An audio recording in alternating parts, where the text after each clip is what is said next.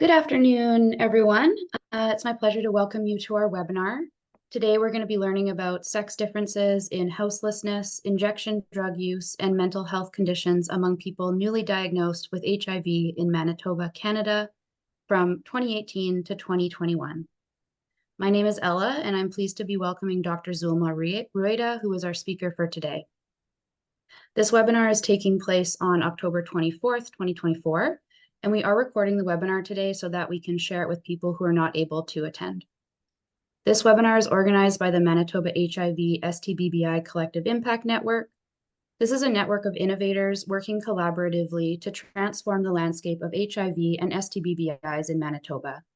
We bring together people to tackle complex HIV and STBBI system barriers, and we seek systems change by shifting the conditions that are holding the problems in place. Today, I'm speaking to you from Treaty 1, Winnipeg, Manitoba. We acknowledge that we work and gather on the original lands of the Anishinaabe, Ojibwe, Cree, Oji-Cree, Dakota, Lakota, Inuit, and Dene peoples, and on the homeland of the Métis Nation.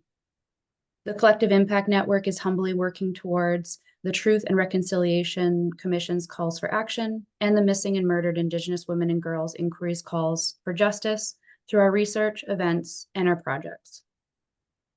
If you would like to find out more about the Collective Impact Network, sign up to receive our newsletters, or find our social media and YouTube page, you can do so at cinetwork.ca.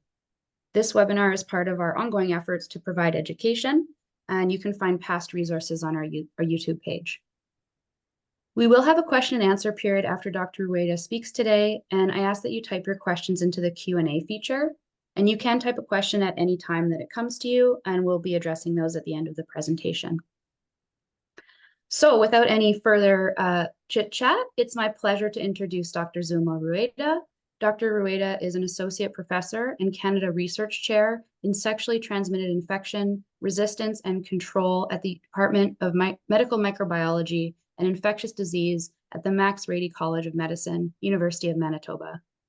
Zulma studied medicine and did her PhD in epidemiology at Universidad de Antioquia, Medellin, Colombia. She worked at Universidad Pontificia Bolivariana until she moved to Canada. In Colombia, she studied tuberculosis among people deprived of liberty in Colombian prisons, the etiology and diagnostics of pneumonia in children and adults that required hospitalization, and HIV and tuberculosis among people experiencing houselessness. Currently, she leads the Exposome Lab and the All Together for Ideas team based in Winnipeg. Her main research is focused on HIV, sexually transmitted infections, pneumonia, and tuberculosis, with a syndemic and intersectional lens rooted in community-based research. She loves epidemiology and strongly believes in research into action, sharing evidence for policy and decision-making. The All Together for Ideas research team includes scientists, clinicians, the Manitoba HIV leadership team, people with lived experience, Indigenous scholars and leaders, laboratory experts, and community-based organizations. So I will stop sharing my screen and let Zulma take over and begin her presentation. Okay, thank you everyone for joining this presentation.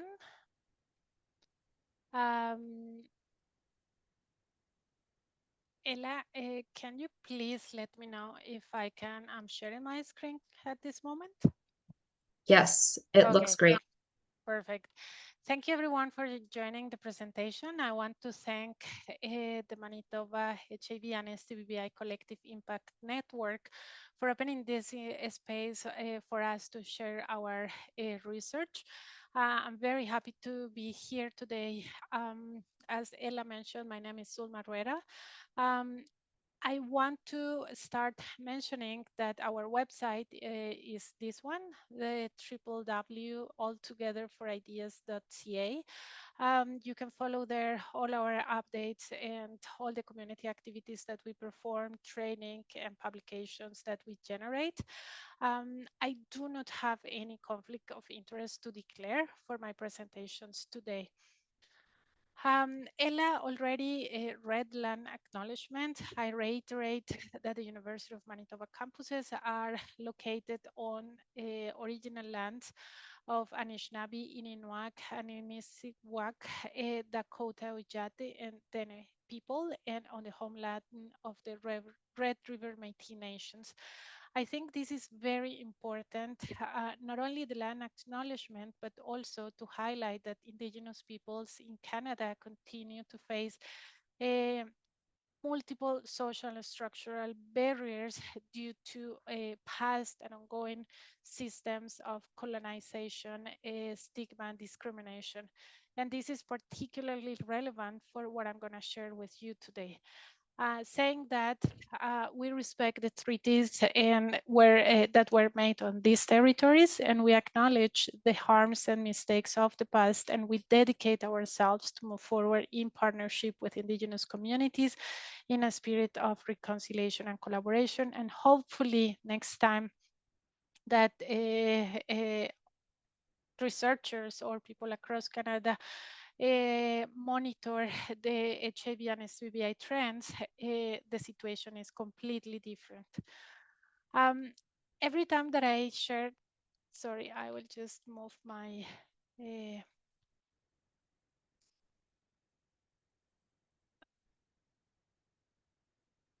okay, perfect. So in this case, you can see. So every time that I share the presentation, I want to acknowledge that this is part of a huge research team. So here is all the research team. Our research has a research advisory committee in place and a peer research team. I want to highlight their work. I have a picture. Here is the peer research team in one of our celebrations. They have been essential to all our projects, what we do, and one of the main guidance and motivations to continue working on this field. We humbly acknowledge all their contributions to this research for more than almost 3 years that we have been working together. And of course, we want to thank all the partners and collaborations and the funding that allow us to conduct this research. Our research is an interdisciplinary research team that combines multiple disciplines, clinical sciences, public health, social sciences, knowledge translation, communication, epidemiology, statistics and data management, policymakers, and Indigenous health, which is a core component within our research team. I want to start that you see the faces. So this is the peer research team. They lead incredible outreach activities. This is our team in different outreach activities. This one was last year, this one was this year, where they want to support people disproportionately affected by HIV and STBBIs. I also want to acknowledge Chantal Daniels. She has participated in our research advisory committee, and the elder Margaret Lavalley that has provided us incredible guidance and teaching throughout our research and how to meaningfully and culturally safe work with Indigenous partners and communities. Also, this is, I want to mention one by one, but I just like to acknowledge that research is possible thanks to a teamwork. So this is all the trainees and staff, all of these are trainees and the staff that has supported all our research. And here is an incredible team, the Manitoba HIV team leadership. They have been working and co-leading with us. They particularly lead all the advocacy to try to improve the health of people living with HIV in Manitoba. And here, the research nurse, Kathy, who also participates in this research. This team has been essential not only to bring new questions that we try to understand based on what they've seen in their HIV clinics, but also they are the strongest advocates to improve the health and well-being of people living with HIV. And there are additional, one of the things that we do is exchange knowledge across Canada. So there are people from all over the place, nationally and internationally, that has contributed meaningfully to this research. And last but not least, I'm the nominated principal investigators of these research projects, but there are three more principal investigators that has been incredible. Dr. Yoav Kinan, infectious diseases doctor and HIV clinician, Margaret Howard Brockman, expert in sex and gender-based analysis and equity, and Dr. Katrina Meyer, expert, criminal justice expert, and is a lawyer, and she investigates criminalization and decriminalization of drug use. Um, all of them bring to the table different set of skill and expertise, and they have been essential for this research. So I always start all my presentations acknowledging that there are people that contribute tremendously to this research from all over the disciplines. So this is the paper that was promoted for this workshop. Um, Here we report the sex differences in houselessness, injection drug use, and mental health conditions among people newly diagnosed with HIV in Manitoba between 2018 and 2021. This is a retrospective cohort study. It was published in this journal. Is open access, so anyone can access to this paper anywhere. So we encourage people to feel free to search this paper and distribute widely because it's open access free. So in this paper, we wanted to answer this specific question. What is the current HIV epidemiology in Manitoba, considering a sex and gender-based analysis and an equity lens? So I want to start how we do it, how we did it. So the who, when and where we collected this information is the who. We took the total population living with HIV who know their HIV status. So in our studies, we cannot include people who don't know their HIV status. We focus only in Manitoba. And among the total people living with HIV, there are people that were diagnosed since 1985 until current days. So in our particular frame, among all this population, we focus on people referred to the Manitoba HIV program 2018 and 2023. It is important to mention the word referred because there are people that might not be referred, so that those few persons are not included in the study. The Manitoba HIV program has 3 HIV clinics, one in Health Science Center, another in Nine Circles Community Health Center, and the third one is the 7th Street Health Access Center in Brandon. These clinics sees all people newly diagnosed with HIV in Manitoba and those who are living with HIV in Manitoba across the province. And we published the Manitoba HIV Program Report 2018-2021 that is also widely available in the website of the Manitoba HIV Program, mbhiv.ca. So here you can see that there are people, most of the numbers that are reported here are people newly diagnosed with HIV, which are these numbers. But there are also people that were transferred to the province, either because they were living in another countries or another provinces. So for the sake of our paper, the one that I will focus the results today, we focus exclusively on those newly diagnosed with HIV. So we focus on incident cases. So we collected all people newly diagnosed with HIV in 2018 to 2023.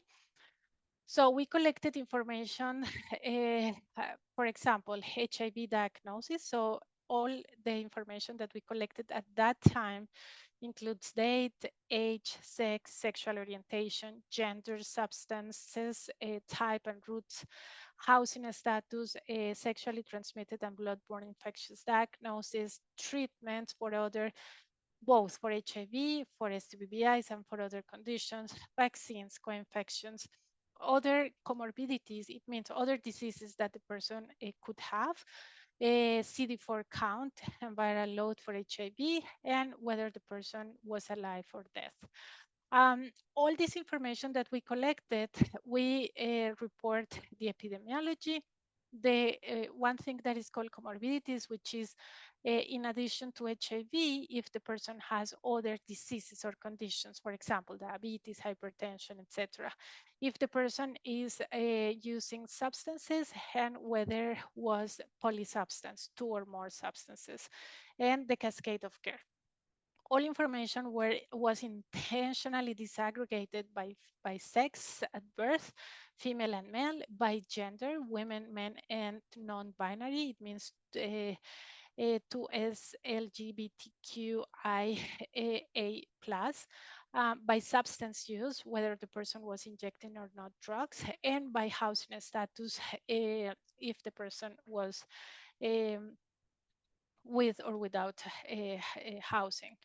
We call houselessness because we learn from people with lived experience that they might, that the fact that they don't have a physical house, it doesn't mean that they don't have home. So that is the reason we use the term of houselessness. So what we found, the first finding was this figure.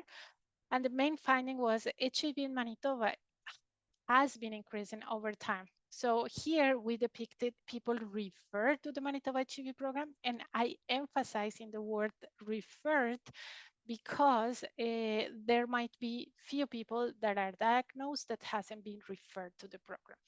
So in this figure, we have the y-axis, which is people referred to the Manitoba HIV program. So the number of new people diagnosed with HIV per 100,000 inhabitants. And on the x-axis, we have the years. So 1985, 86, 87, and so on until 2021. So what we found is that, as you can see, the dash line here, what you can see is Manitoba is the only province in Canada that has continuously increasing the number of HIV diagnoses over time, the only one in Canada. And this is important to mention because Canada as a whole is decreasing their HIV incidence, but Manitoba, sadly and unfortunately, has been increasing over time. The second finding that is very important, we organized this table where we compare Manitoba versus Canada. So this is the Canada, the report published by the Public Health Agency of Canada in the year is 2021, but the report was published by PHAC in 2023. But the numbers is 2021 to be able to compare to our epidemiology. So here, these are some of the key findings, it's not all of them. The first one is the HIV incidence. In 2021, the HIV incidence in Canada was almost 4 new HIV infections per 100,000 population. In our case, we have an incidence that is 3 times higher compared to Canada. So it means 12 new HIV diagnoses per 100,000 population.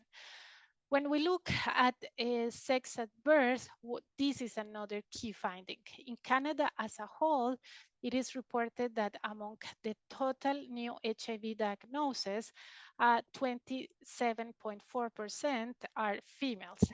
In Manitoba, as between this time frame, it was 44.8, but in 2021, it was 50%. It means that we have similar new HIV diagnosis between females and males. The second finding is Canada as a whole reports that half of the new HIV diagnoses are among gay, bisexual, and men who have sex with men. But in our province is 20%. So this is another main difference. And here is heterosexual sex. So as a whole, Canada reports that these are main mode of HIV acquisition. This is self-reported, is what the person reports. And among these, 33% are heterosexual sex. This is an overall number. But when we disaggregated, F is female, M is male, In females in Canada, 60% of new HIV diagnoses are among 100% of females, 60% reports heterosexual sex, and among 100% of male, 24% reports heterosexual sex. When we look at the numbers in Manitoba, among 100% of females, almost 78% report heterosexual sex, and among males, 52% report heterosexual sex. And here is another significant difference is injection drug use.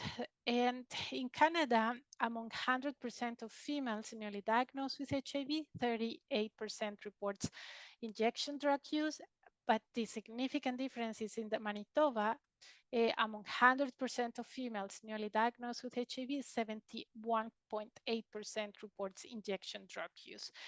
And in males, 15% of males as a whole in Canada report injection drug use, and in Manitoba, 43.5%.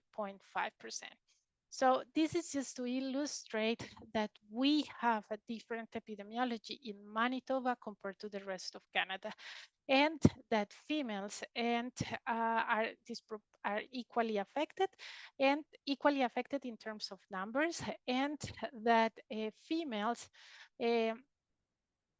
are disproportionately experiencing, as I'm going to show later, a set of intersecting conditions. Another finding, unfortunately unacceptable in 2021 or 2023 that this is happening, is that Indigenous peoples are overrepresented.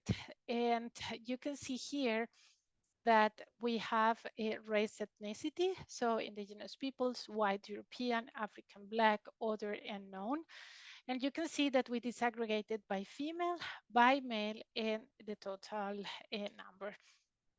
So as a whole, between 2018 and 2021, 76% of people newly diagnosed with HIV self-report being Indigenous, 13% being report white European, close to 5% African Black, and this. But when we disaggregate by sex, if 85% of females newly diagnosed with HIV during this time frame self-reported to be Indigenous, and close to 70% among males.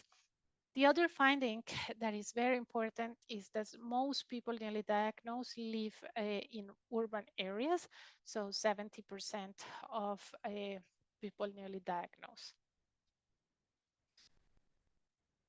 Another important finding, and this is one of the main difference compared to Canada, and I would say compared to high income countries, is this one. When we collected the information about substance use, one of the key findings is that 86% of females and 75% of males newly diagnosed reported to be using drugs, and among those, 85% of females and 75% of males reporting to be using 2 or more drugs.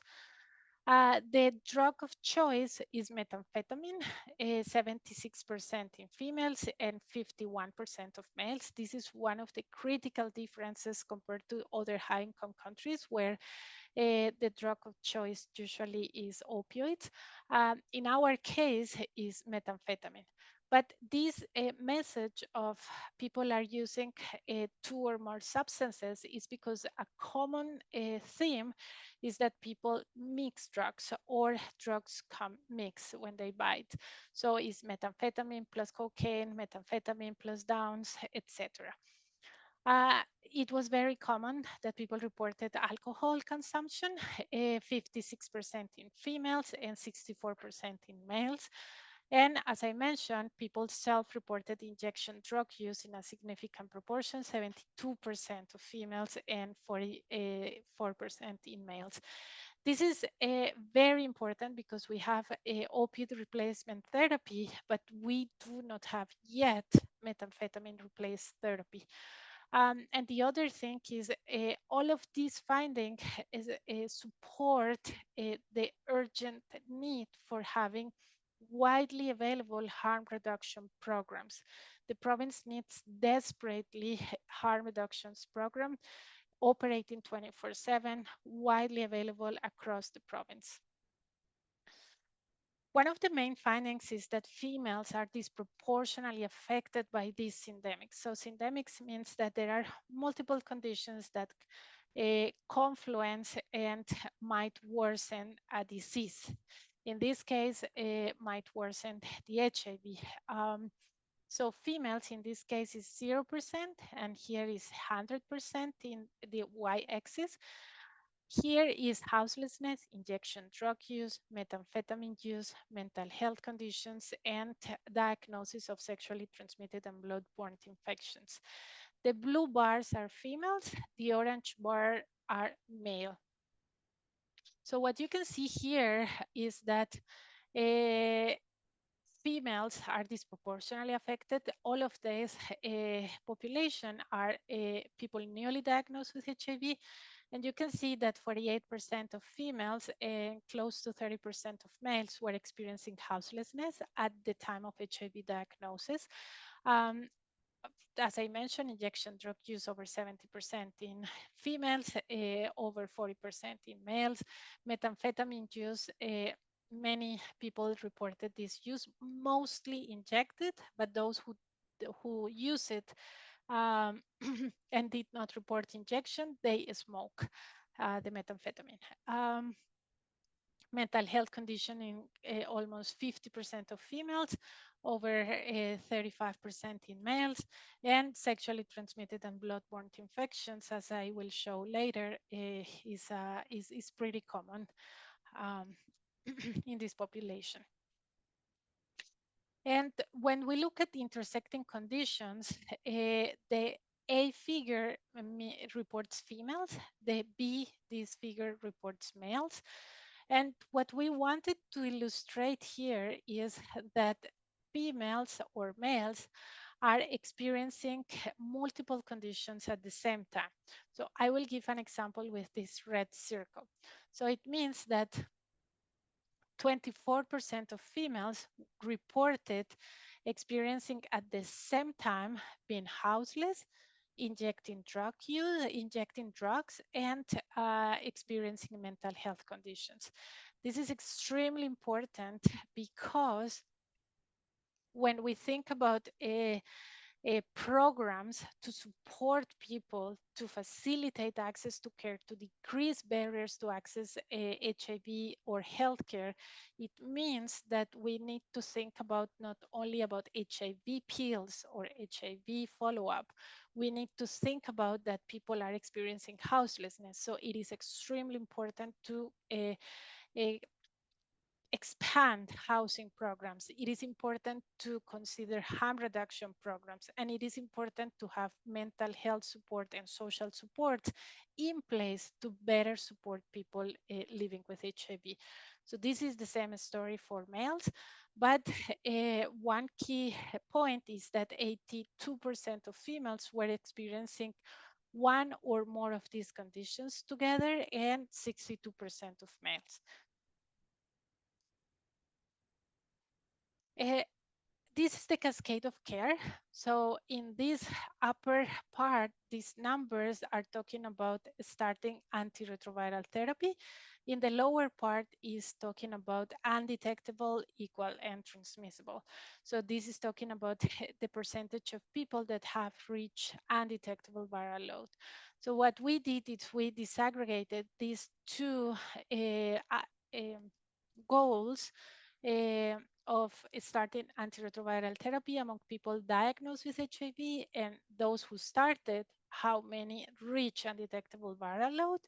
And this is females, males, people experiencing houselessness, people who use med, people who inject drugs, and people who use opioids.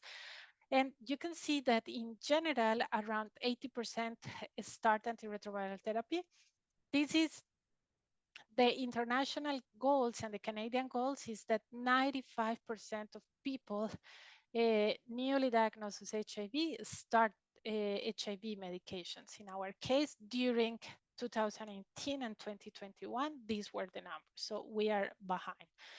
And among those who started, the goal is that among people who start HIV treatment, 95% achieve undetectable viral load. It means that the virus is not detected in blood when people are taking their medications.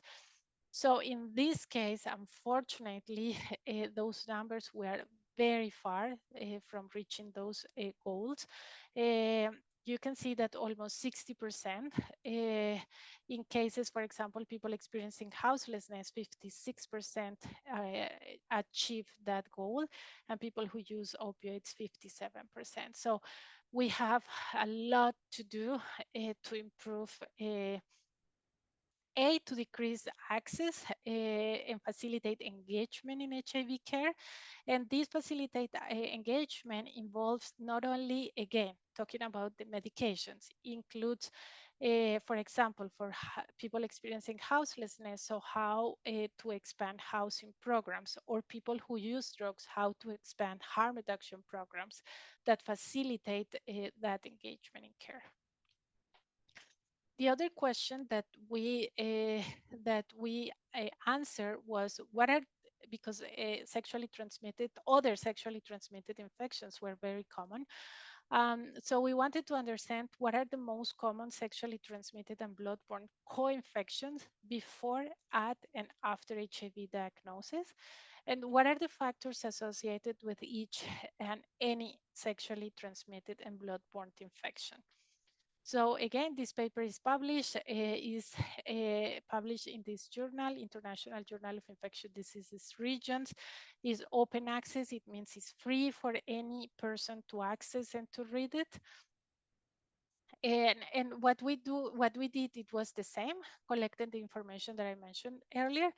But in addition to that, we collected information about previous sexually transmitted and bloodborne infections diagnosis, and also after HIV diagnosis. So we collected the sexually transmitted and bloodborne infections before the HIV diagnosis, at the moment of HIV diagnosis, and after HIV diagnosis. And again, we reported the co-infections, and we reported disaggregated by sex, gender, drug use, and co-infections. So this is very important to have it in mind, that there is a high proportion of sexually transmitted and bloodborne co-infections. It means in addition to HIV, people have other STI diagnoses, and that is HIV is mostly transmitted by sex, but can be transmitted also by injection drug through sharing needles or other routes. But the main mode is through sexual intercourse. So when we are thinking about if one person is tested for HIV, we must test for other sexually transmitted and bloodborne infections. So the key message here is, if you test for one STI, test for all STIs. So here we have 0% to 100%. Here is syphilis, hepatitis C, gonorrhea, and chlamydia. Those were the 4 most common sexually transmitted and bloodborne infections by male and by female. So one of the key findings is that the sexually transmitted infections were increasing over time. You can see that is increasing. This is the blue bar is 2018, orange bar is 2019, gray bar is 2020, and yellow bar is 2021. What you can see is that females, this is the 50% or more, that females have a higher proportion of sexually transmitted and bloodborne co-infections. So it is important to test not only for one infection, also for all STIs. And in the paper, we report this percentage of co-infections by sex, by houselessness, by injection drug use, and by methamphetamine use. But for the sake of time, here I just show sex. So in this figure, we have the percentage of HIV co-infections. So zero means that the person doesn't have, and 100% is meant the total population of males and the total population of females. Here is before HIV diagnosis, at HIV diagnosis, and after HIV diagnosis. Gray bar means that the person only have HIV. All of this is among people newly diagnosed with HIV. So the gray bars is the person doesn't have additional sexually transmitted infections. This color is orange. It means that the person has one of any can be syphilis, chlamydia, gonorrhea, or hepatitis C in this particular case. The blue one is that the person has two, the yellow one is that the person has three, and the green ones means that the person has four or more sexually transmitted infection diagnosis. So what you can see here is that females, 64% of females have, before the HIV diagnosis, has a diagnosis of syphilis, chlamydia, gonorrhea, or hepatitis C, and 45% of males. So translated into prevention. So if a person has an HIV, a syphilis diagnosis, or a chlamydia diagnosis, or gonorrhea, or hepatitis C, so and the person doesn't have HIV, so we should offer that person pre-exposure prophylaxis. So basically to offer HIV pre-exposure prophylaxis that prevents the acquisition of HIV through sexual intercourse. So those people who were diagnosed with another sexually transmitted infections before the HIV should have been offered pre-exposure prophylaxis to prevent the HIV acquisition. And after HIV diagnosis, it means that the person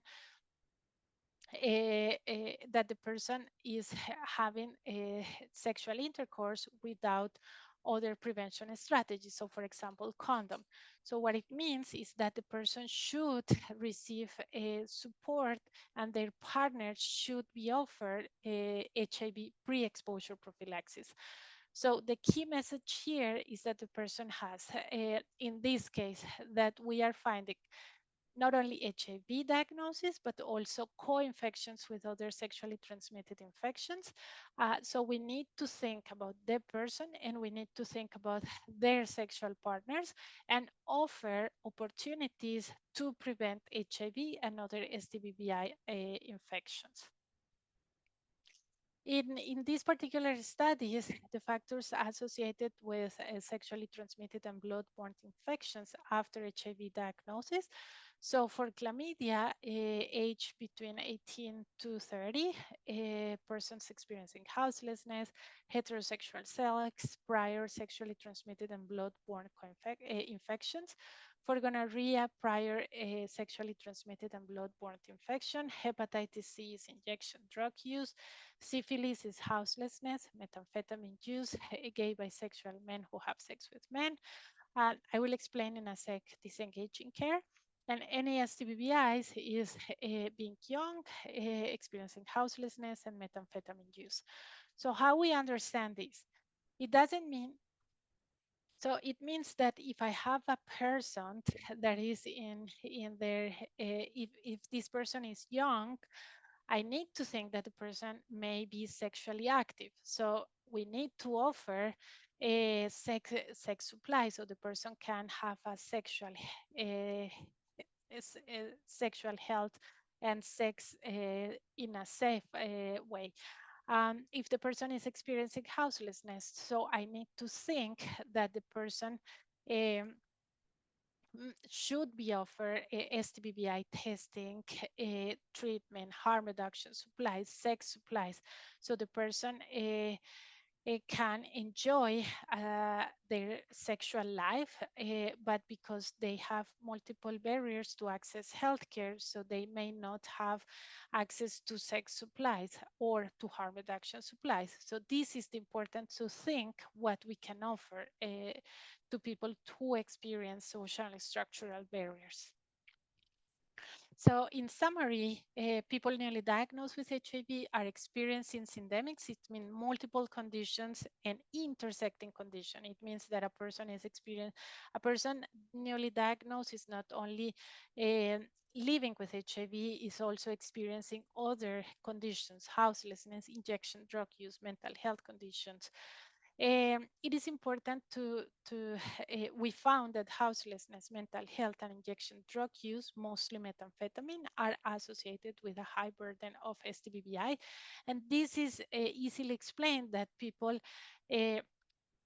unfortunately face multiple barriers to access healthcare, to access harm reduction supplies, to access social services, and linkage and engagement in HIV care are decreasing. So this research ended up in the Manitoba HIV program report 2018-2021, and through an extensive consultation process, the Manitoba HIV program and the community in general, we come up with these call to actions. So it wasn't isolated, the HIV program, it was through an extensive number of consultations. Um, the calls to actions includes the core, the number one is strengthen Indigenous leaderships across each call to action and support a provincial Indigenous-led HIV strategy, maximize treatment as prevention in Manitoba, enhance primary care capacity for HIV prevention and care in Manitoba. This is related to harm reduction, so expand harm reduction strategies for people at risk of and living with HIV in Manitoba.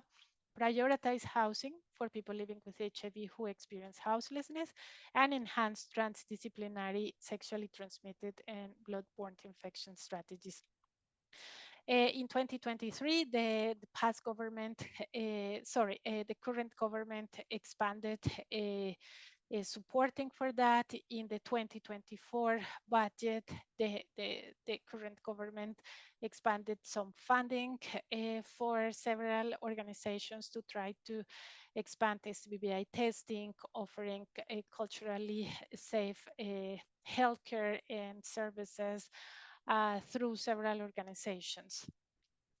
But in concrete action items, so one is access to harm reduction, expanding outreach program, and addressing structural barriers to care is essential and is critical in order to change these trends. So we cannot think exclusively about HIV. We need to think beyond HIV and think about all of these.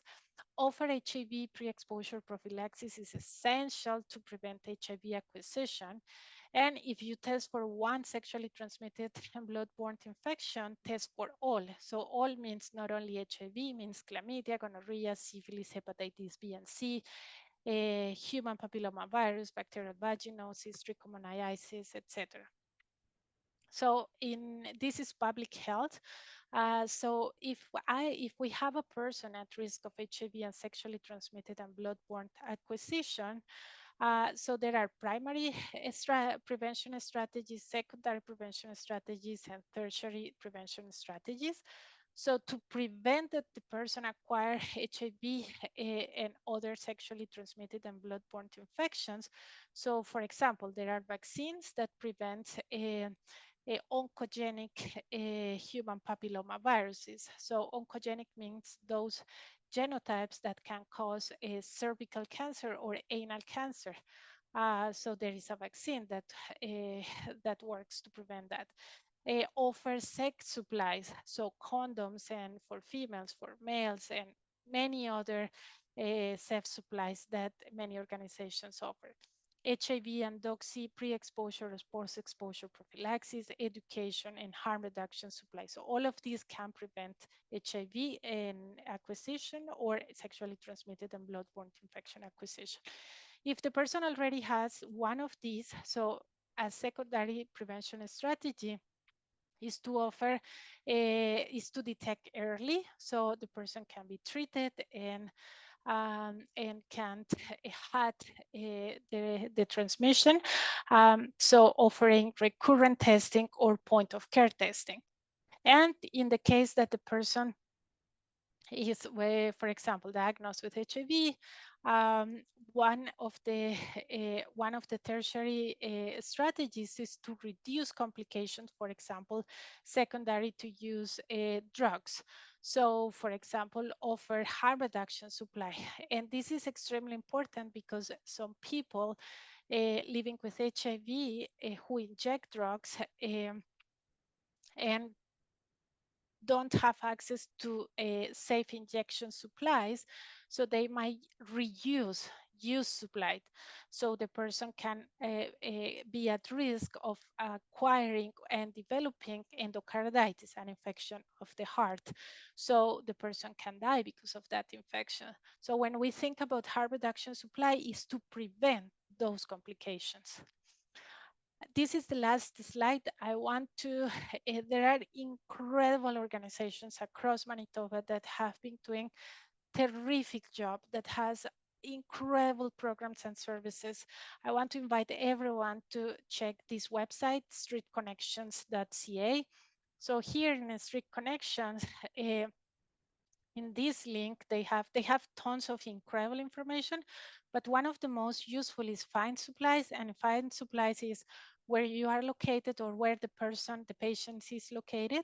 In services, there are tons of services: free condom, naloxone, needle distribution, needle drop-off, pregnancy test, STI, HIV testing, safer meth use, kits, bubble pipes, and many other prevention strategies. And there are hundreds of places that you can find here. Some of the most common and leaders that you can find here are, of course, Nine Circles, Kanekanichik, Aboriginal Health and Wellness, Sunshine House, Sexually Education Resource Center, Clinic, Community Health. All of these organizations also provide a community education, youth education, and many other things. So I want to invite everyone to check this website. All of the organizations that provide all of these safe supplies are there. And it's an easy way for us to direct people to use drugs safely and to enjoy their sexual health in a safe way. This is, again, thank you everyone. This is part of the team, so I'm happy to take any questions.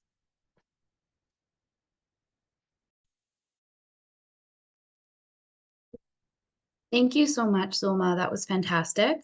I've posted in the chat our survey.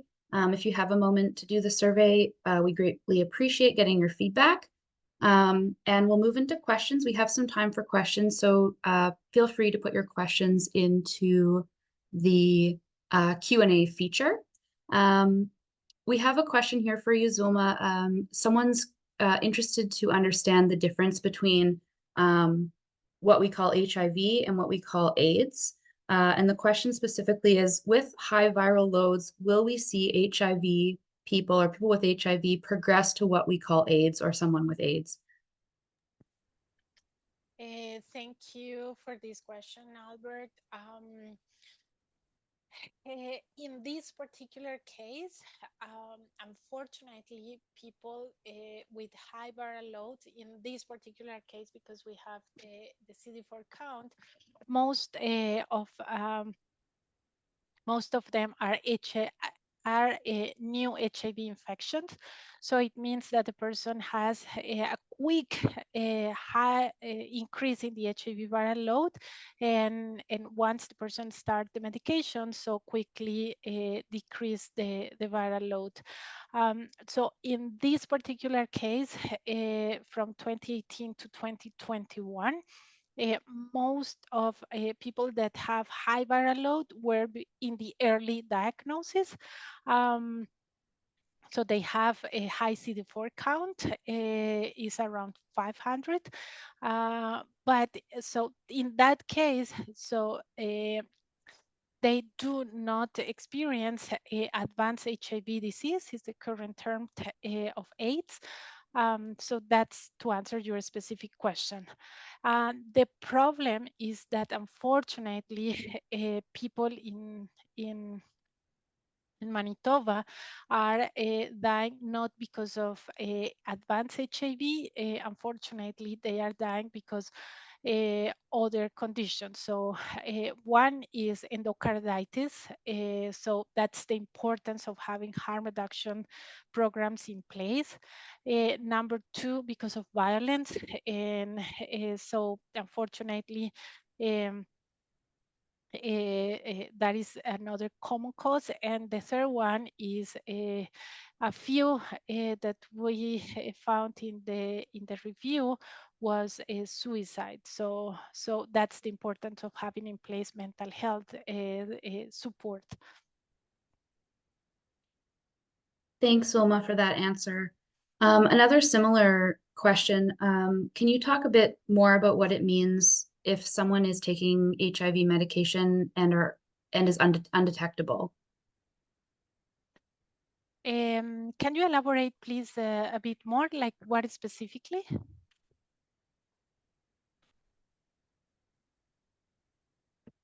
Yeah. What does it mean if someone is undetectable, and how would that like impact their life? Okay, perfect. Thank you. That is an excellent question.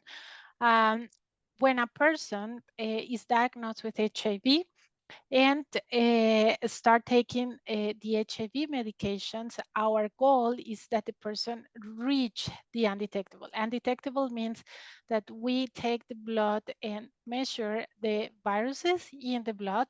So it means that we cannot detect that viruses in the blood. So bottom line, that the person cannot transmit the HIV through sexual intercourse, basically. So that's the main goal of a HIV treatment, that the person becomes, when the person is taking the medication, so and reach undetectable viral load. Undetectable viral load is untransmissible. So it means sexually that the person cannot transmit the HIV infection through sexual intercourse. Thank you so much, Zulma, for that answer. We have a couple more minutes for questions if anyone would like to add another question to the Q&A.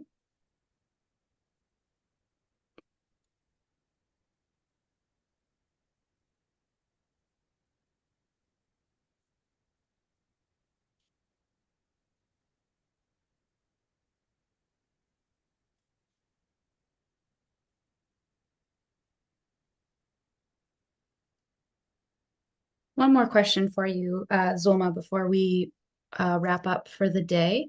For people who are working in frontline positions and aren't necessarily healthcare workers, if they're interacting with someone who has concerns about HIV or STBBIs, or has certain factors in their lives that could put them at a higher risk of HIV or STBBIs, how would you recommend that someone working in a frontline position approach that conversation with someone who's trusting them and bringing up these concerns?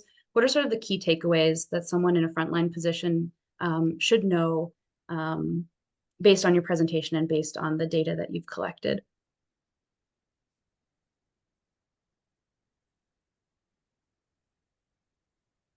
Sorry.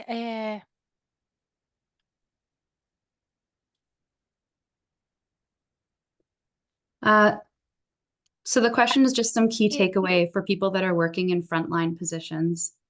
Sorry, just the internet dropped for a sec. So thank you for repeating the question. Oh, I apologize. No, it's the technology. Sorry.